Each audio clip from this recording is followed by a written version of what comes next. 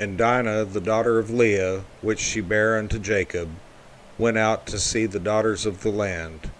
And when Shechem the son of Hamor the Hivite, prince of the country, saw her, he took her, and lay with her, and defiled her. And his soul clave unto Dinah the daughter of Jacob, and he loved the damsel, and spake kindly unto the damsel. And Shechem spake unto his father Hamor, saying, Get me this damsel to wife. And Jacob heard that he had defiled Dinah his daughter. Now his sons were with his cattle in the field, and Jacob held his peace until they were come. And Hamor the father of Shechem went out unto Jacob to commune with him. And the sons of Jacob came out of the field when they heard it, and the men were grieved. And they were very wroth, because he had wrought folly in Israel in lying with Jacob's daughter, which thing ought not to be done. And Hamor communed with them, saying, The soul of my son Shechem longeth for your daughter. I pray you give her him to wife, and make ye marriages with us, and give your daughters unto us, and take our daughters unto you. And ye shall dwell with us, and the land shall be before you. Dwell and trade ye therein, and get you possessions therein. And Shechem said unto her father and unto her brethren, Let me find grace in your eyes, and what ye shall say unto me I will give. Ask me never so much dowry and gift, and I will give according as ye shall say unto me, but give me the damsel to wife. And the sons of Jacob answered Shechem and Hamor his father deceitfully, and said, because he had defiled Dinah their sister, and they said unto them, We cannot do this thing, to give our sister to one that is uncircumcised, for that were a reproach unto us. But in this will we consent unto you, if ye will be as we be, that every male of you be circumcised.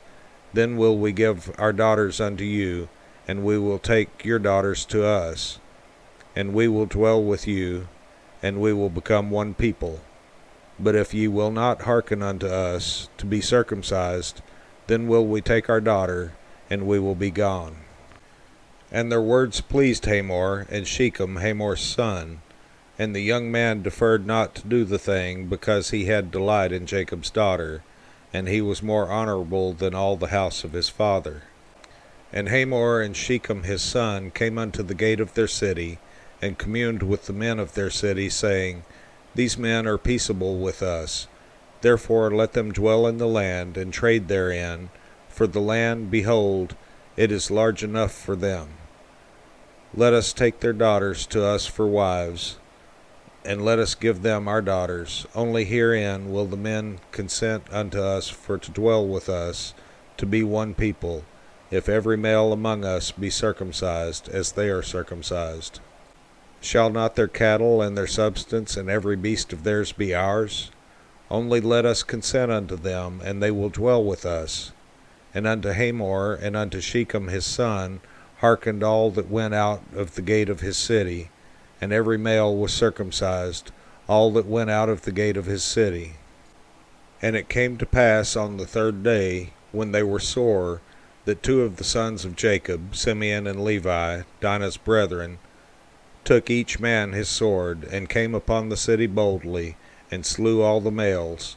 And they slew Hamor and Shechem his son with the edge of the sword, and took Dinah out of Shechem's house, and went out. The sons of Jacob came upon the slain, and spoiled the city, because they had defiled their sister. They took their sheep, and their oxen, and their asses, and that which was in the city, and that which was in the field, and all their wealth, and all their little ones and their wives took they captive, and spoiled even all that was in the house. And Jacob said to Simeon and Levi, Ye have troubled me to make me to stink among the inhabitants of the land, among the Canaanites and the Perizzites, and I being few in number, they shall gather themselves together against me, and slay me, and I shall be destroyed, I and my house. And they said, Should he deal with our sister as with an harlot?